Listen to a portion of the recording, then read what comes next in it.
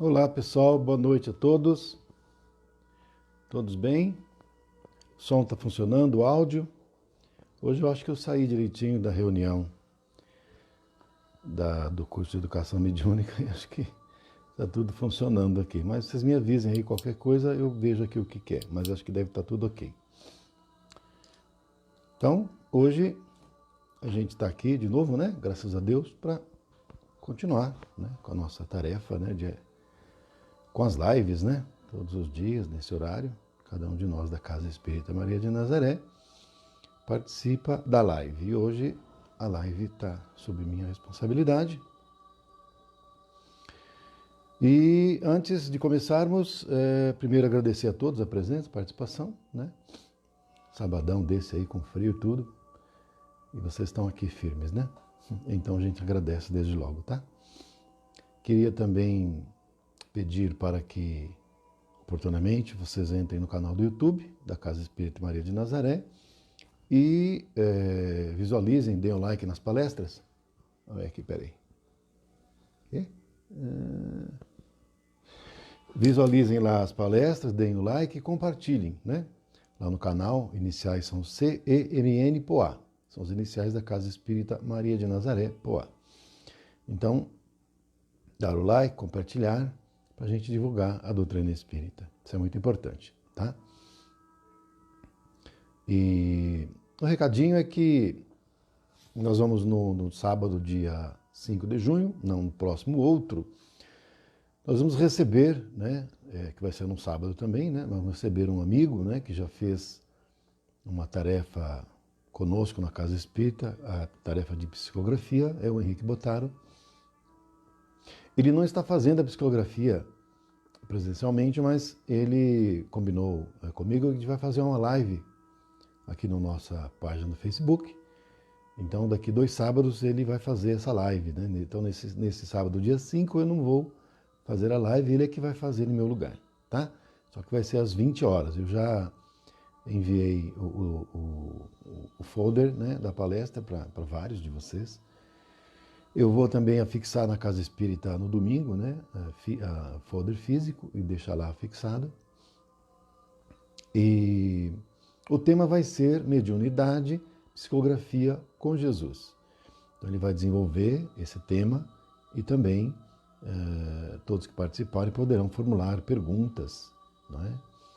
E aí ele vai responder, tá? Então vai começar às 20 horas, tá bom?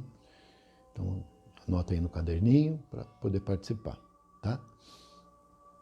E também uma outra coisa é que no dia 3 de agosto, tá? Nós vamos começar um outro curso na Casa Espírita que poderá ser presencial ou online, vai depender do desenvolvimento, do andamento, do problema da pandemia. Mas o curso é o que é o Espiritismo, que é o estudo básico da doutrina espírita. É um estudo que é feito mediante o uso de um livro da FESP, o que é o Espiritismo, que contém 24 capítulos. Que nós vamos desenvolver esses 24 capítulos, né? Que seria o Espiritismo na sua forma mais básica, né? Em 15 aulas. Nós vamos começar no dia 3 de agosto e vai até o dia 30 de novembro. Então são 4 meses. E nós vamos excluir, né, as datas que coincidirem com os feriados, tá?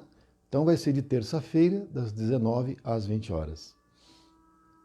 Quem eventualmente se interessar, depois no grupo, em um dos grupos de WhatsApp ou do Telegram, da Casa Espírita, ou mesmo lá na Casa Espírita, procure a mim, um dos companheiros, tem um livro lá que a gente está anotando, né?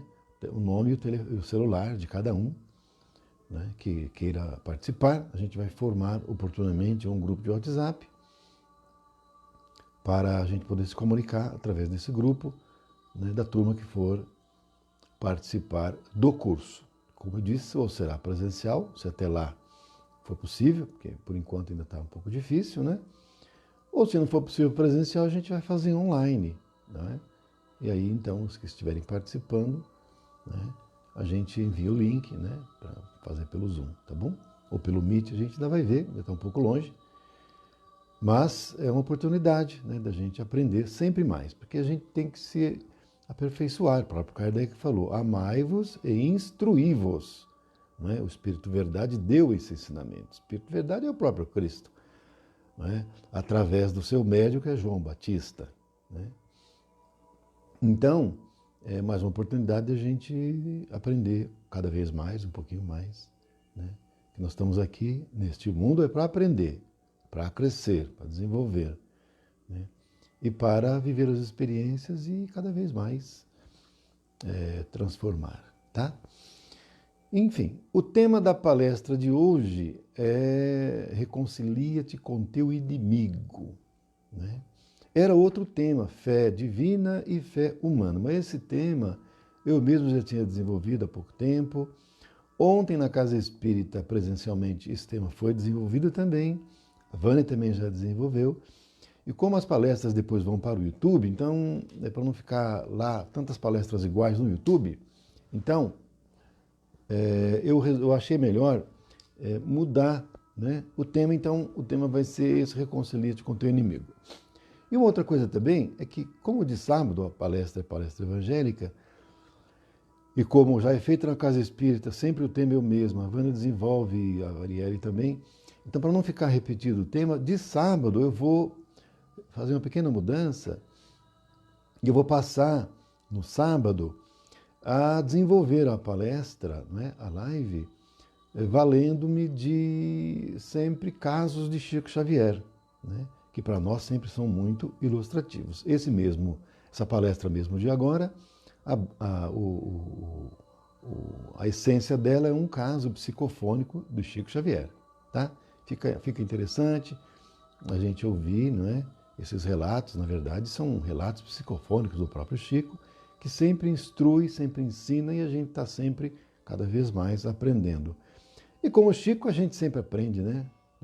Chico é a mediunidade com Jesus, então, né? A gente está sempre aprendendo um pouquinho mais. Nós vamos então agora fazer uma prece para a gente dar início à palestra. Vamos fechar os olhos e iniciar e fazer a prece. Pai nosso que estais no céu, santificado seja o vosso nome.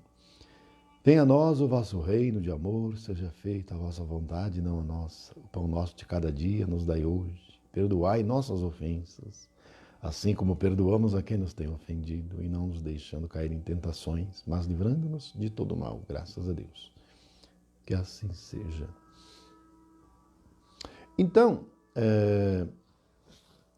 nós vemos que o tema para a nossa reflexão é esse, reconcilia-te com teu inimigo. Recomendação do Senhor. Né? O Cristo recomendou, reconcilia-te com teu inimigo. Não é? O Cristo fala com o teu inimigo, não fala com o teu amigo.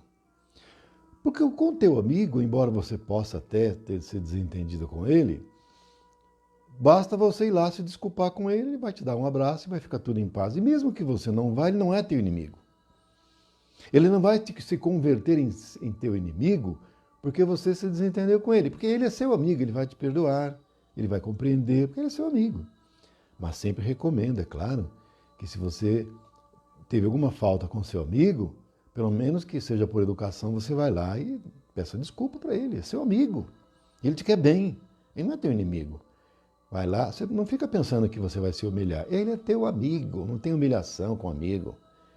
Você vai lá e fala, meu amigo, desculpe, eu estava meio nervoso aquele dia, dá um abraço nele, acabou o problema. Ele é teu amigo, vai te entender, ele vai te dar um abraço, vai dar um beijo, vai ficar tudo em paz, está tudo certinho. Agora o Cristo fala com o teu inimigo.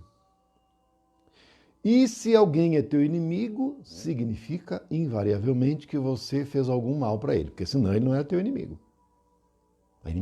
A inimizade nunca é gratuita. Você fez algum mal para ele e ele se tornou seu inimigo.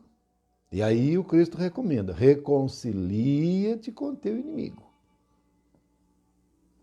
E aí o Cristo complementa, enquanto está a caminho com ele. O que significa isso?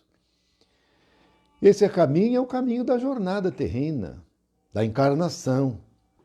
Enquanto você está na caminhada da jornada terrena com ele, aproveita para reconciliar com ele. Cristo disse, enquanto é tempo. Que depois que desencarnou, ele já está com ódio no coração. Aí ele com ódio no coração, você vai lá falar com ele, ele vai te esganar. Lá no mundo espiritual, vai te prender, vai te fazer mal, porque ele está te odiando, ele te odeia. Então Cristo fala, enquanto está a caminho com ele, enquanto é tempo. Esse enquanto é tempo é enquanto você está aqui. Depois que já não está mais, não está desencarnado, está para lá, não, o tempo já passou, já foi. Então você tem que aproveitar enquanto está na encarnação. Aí o Cristo complementa, porque senão você será entregue ao juiz, que será entregue ao carcereiro, você vai ser condenado, vai ser entregue ao carcereiro, e o carcereiro o colocará em uma cela da qual você não sairá, enquanto não pagar o último ceitil. Quer dizer o quê? Vai penar. E vai ter que pagar o que deve, vai ter que pagar o mal, sofrendo.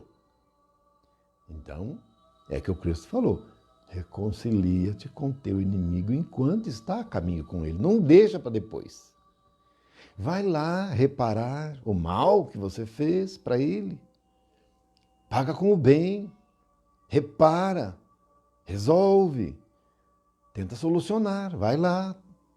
Ah, mas eu vou me humilhar.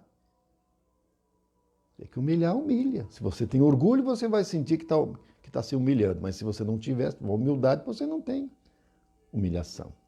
Só se humilha quem é orgulhoso. Porque quem é humilde não existe humilhação. Você já é humilde, você já não tem mais esse sentimento de orgulho pelo qual você vai sentir que é uma humilhação. Aí você não vai, você conquista essa virtude da humildade e vai lá. Vai lá. Pede desculpa, pede perdão. Mas não só isso, que talvez não seja suficiente. Porque o que você fez está feito. Só o perdão, né? Só o perdão pode não resolver. Agora, veja bem uma coisa. Essa pessoa para quem você fez mal, converte-se em seu inimigo primeiro, porque você certamente fez mal para ele. Essa é a primeira coisa básica.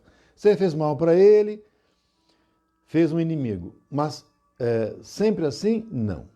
Depende do tipo de criatura. Porque se for um espírito de luz, você fez o mal para um espírito de luz.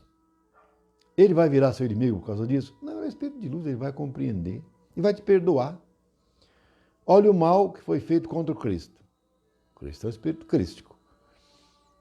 Ele virou inimigo de todos nós que fizemos aquilo por ele? Não virou inimigo de ninguém, ao contrário, pediu ao Pai que perdoasse, não sabia o que estava fazendo.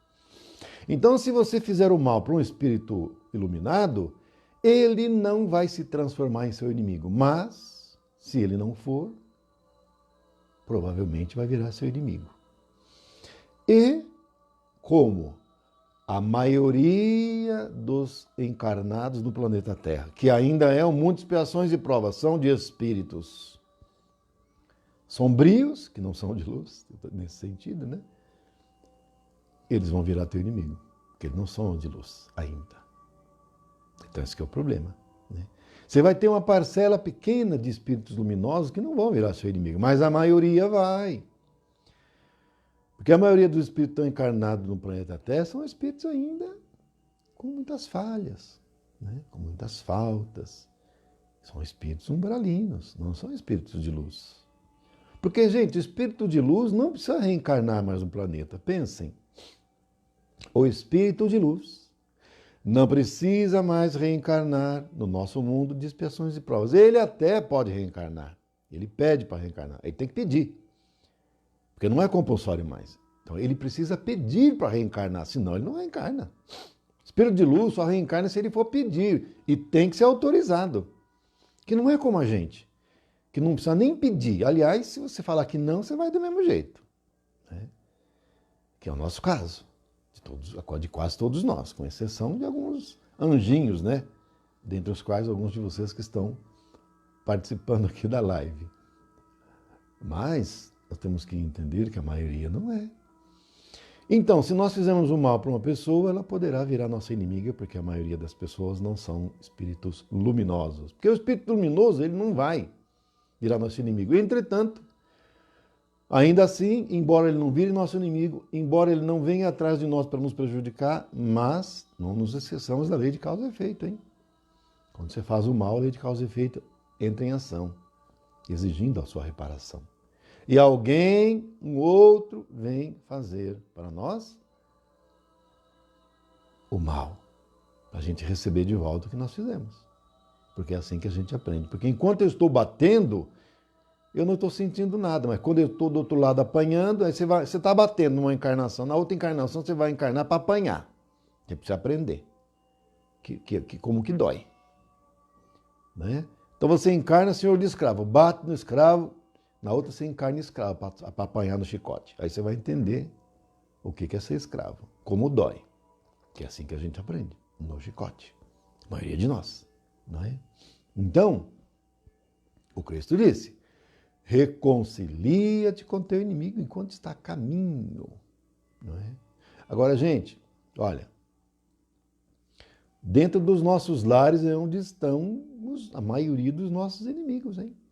Porque a espiritualidade superior nos coloca juntos com o inimigo dentro do lar para a gente conviver com ele todo dia. É uma forma de facilitar a reparação, a reconciliação. E se você está todo dia com o seu parente dentro da casa, facilita se reconciliar com ele. Então, aquele irmão nosso que a gente não se dá com ele, vamos esforçar para melhorar o relacionamento. Fazer sempre o bem para ele, estender sempre a mão para ele, ajudar sempre ele, porque nós não sabemos o que nós fizemos para ele antes. Por que nós não nos damos com ele? Por que a gente fala, nosso santo não se bate? Alguma coisa tem, né? Alguma coisa tem. Ou aquele amigo também, né? A gente vai lá, sempre procurar ajudar, fazer o bem, ser colaborativo, né? Sempre ser prestativo, solidário dentro do lar, com a mamãe, com o papai, com o vovô, com a vovó, né? Com o filho. Gente, tem muitas vezes que vem filho nosso que é inimigo nosso do passado, filha, que nós fizemos o mal, agora vem como filho ou vem como filho, que a oportunidade da gente é reconciliar. Não percamos essa oportunidade, gente. Oportunidade santa, sagrada, abençoada. Quando é que a gente vai ter outra oportunidade como essa? Nós não sabemos. Então nós podemos perder essa oportunidade.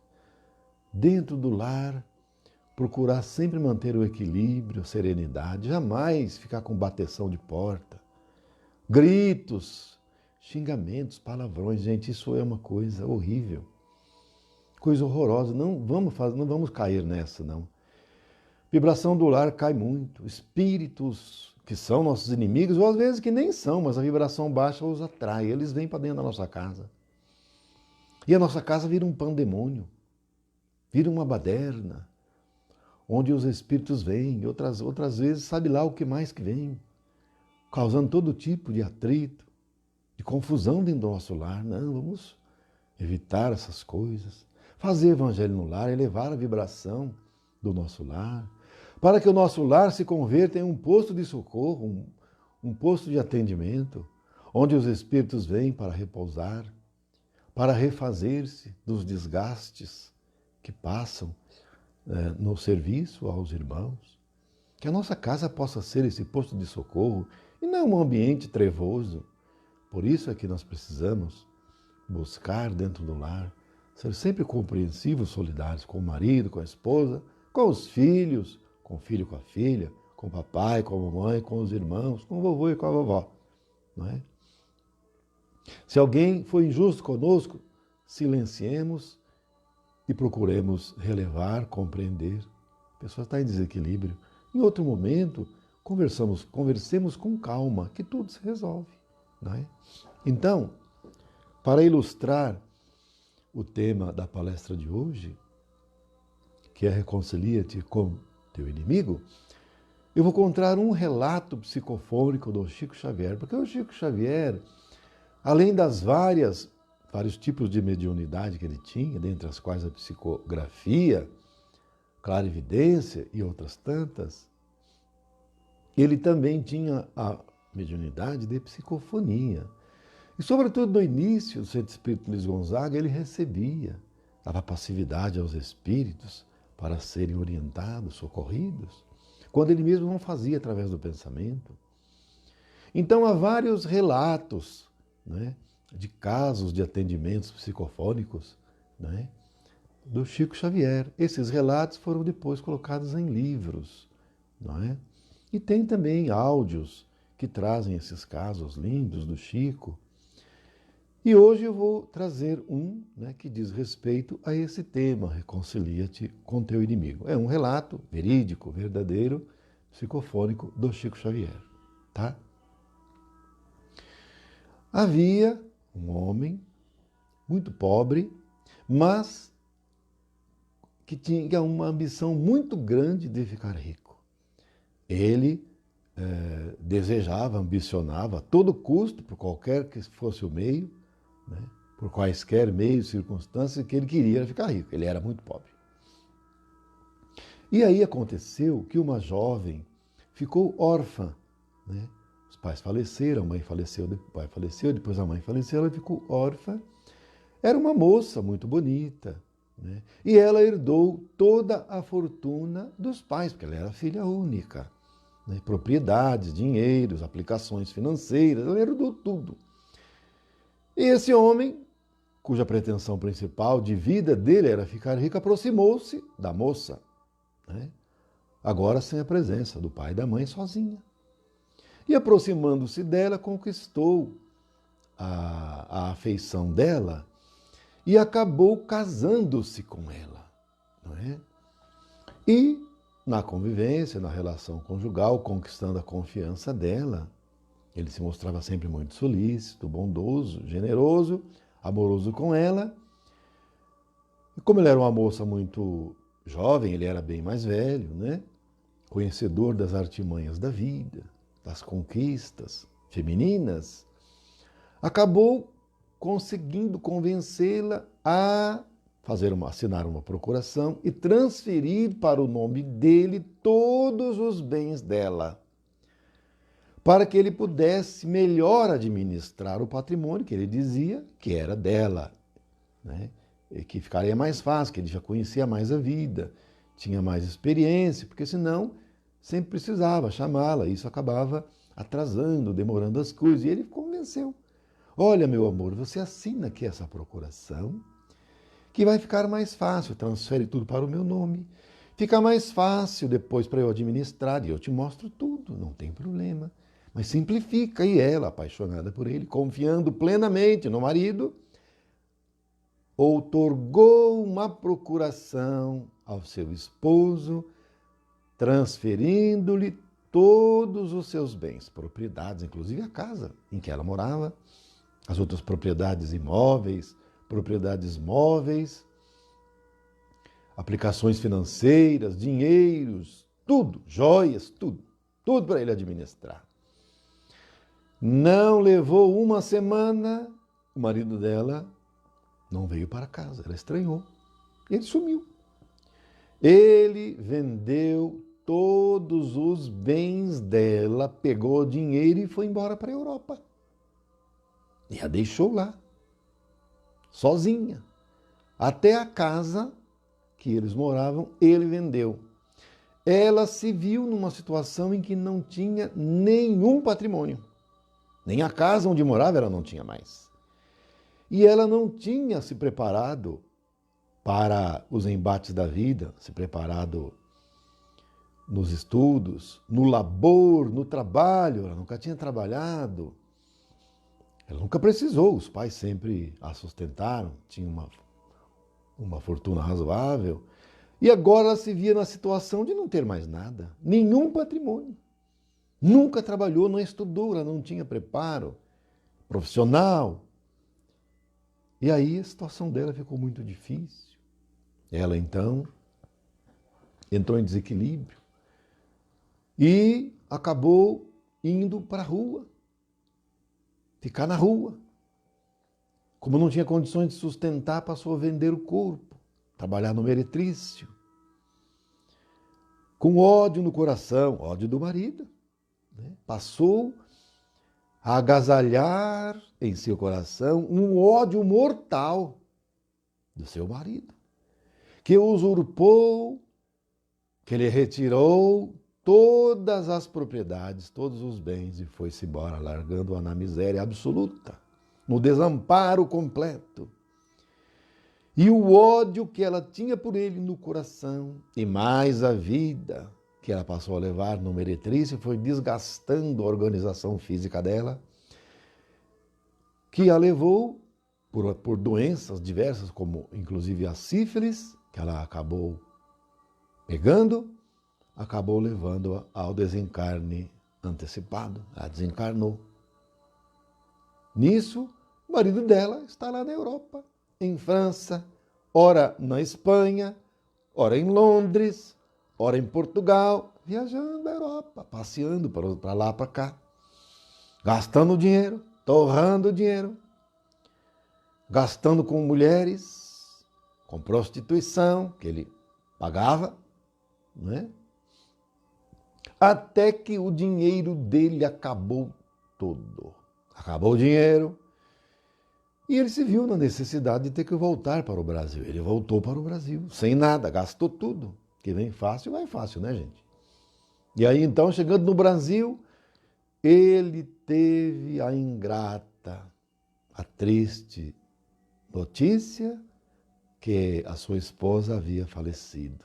Ele ficou sabendo, através das pessoas, que a mulher dele acabou, por estar sem nada e não ter preparo, indo para a prostituição, né? Viver da ajuda alheia, e acabou morrendo. Ela tinha morrido. Quando ele voltou lá e ficou sabendo dessas coisas, veio o sentimento de culpa. O sentimento de culpa foi arrasador na vida dele, né? Arrasador. Ele também desencarnou. E no plano espiritual, para onde vocês acham que ele foi? Com sentimento de culpa atroz. Sabendo que a culpa da mulher ter desencarnado prematuramente, na miséria e na prostituição, ter adquirido sífilis, foi dele. E ele tinha consciência disso, claro. Com essa vibração baixíssima, sentimento de culpa atroz, ele foi para onde, gente? Umbral, é claro, né? Umbral baixo. E lá no umbral baixo ele ficou um bom tempo lá, sofrendo perseguições, ataques. A mulher dele, por sua vez, desencarnada, também estava no umbral, mas não no mesmo lugar, que o dela foi desencarne prematuro, então estava em locais diferentes. Mas ambos padecendo, porque era considerada suicida, mesmo que involuntária. E ela se entregou à prostituição, um problema complicado.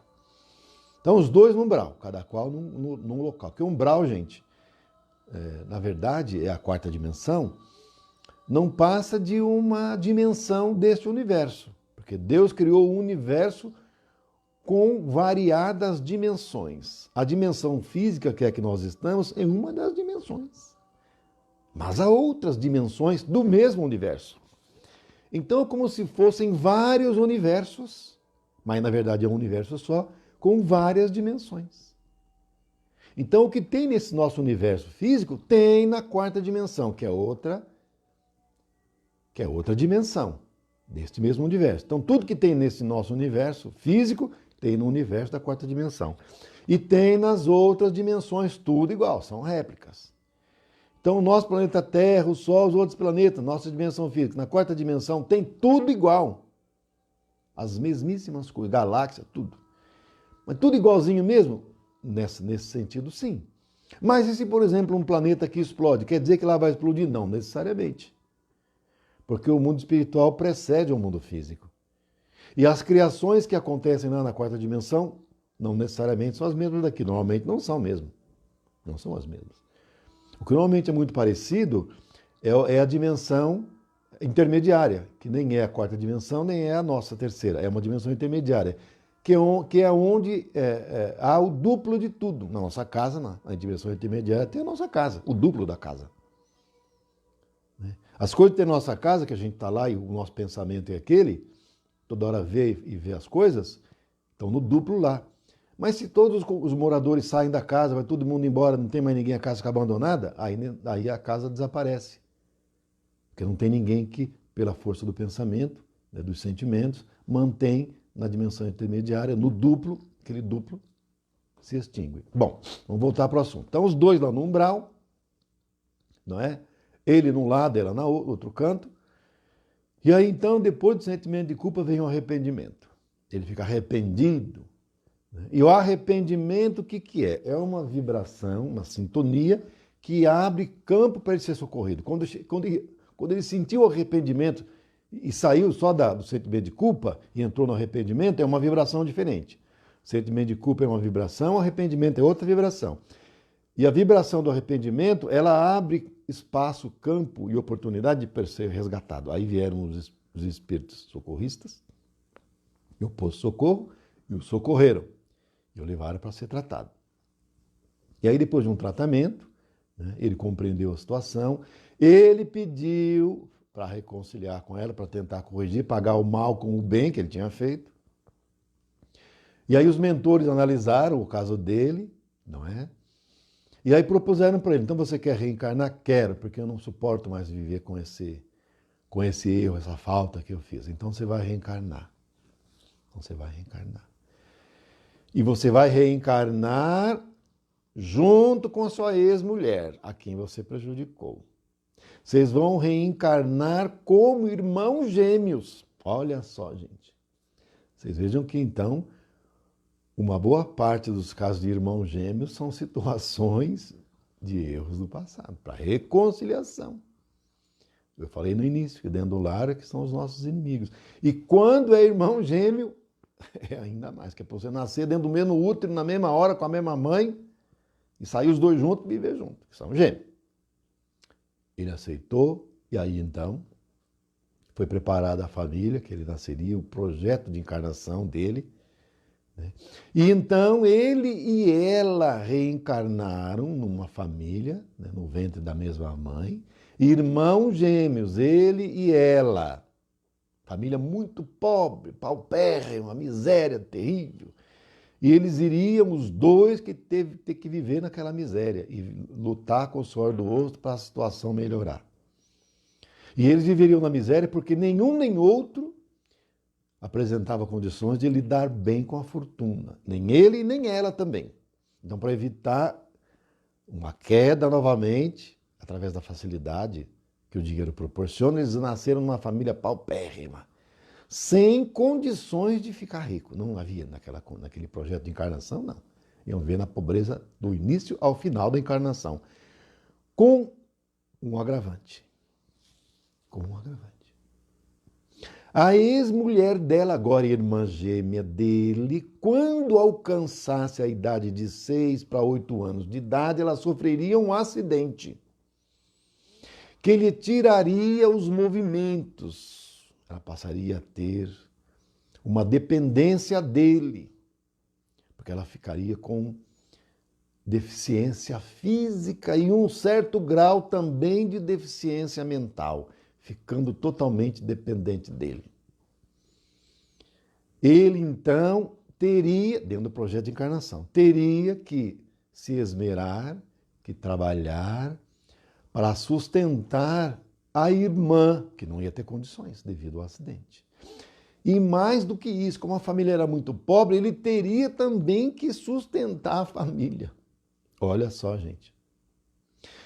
E através do trabalho incessante, do início ao final da encarnação, era assim que ele iria restituir a fortuna que ele tirou da esposa na anterior encarnação, trabalhando duramente durante toda a encarnação.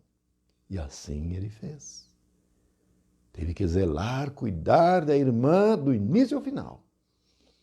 Com isso, pagando o mal com o bem, e convertendo a ex-esposa que tinha virado inimiga dele em uma irmã verdadeira, com sentimentos nobres no coração e resgatando a falta, o erro, o mal, reconciliando com a inimiga que ele criou na encarnação passada.